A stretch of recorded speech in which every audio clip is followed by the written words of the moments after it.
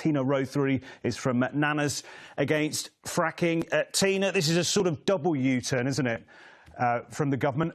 Obviously, you must be happy about this.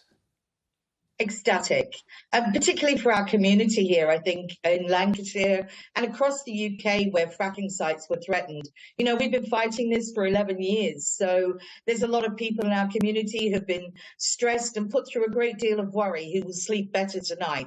I mean, clearly we would still prefer a ban, an outright ban, but for the time being, just reinstating that essential moratorium has really taken a weight off a lot of people's minds. And it's not a complete no, is it? I mean, in this statement I'm just reading, he says he stands by the 2019 manifesto.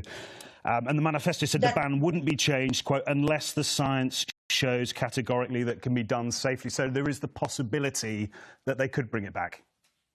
They've kept this hanging over our heads like that for a very, very long time. You know, we've twice succeeded in getting this stopped, and it seems cruel to keep on putting people through this. I think what we really need, aside from the ban, is a law that will protect the environment. You know, there's a climate and ecology law going through, and that would prevent protesters like me having to constantly defend our communities. You know, we've had a lot of help along the way. This community grew big, and you can see we were 1,000 days at the site here in Lancashire protesting every day. And you saw by those chaotic scenes in the House of Commons last week when they virtually had to bully and manhandle MPs into voting for fracking.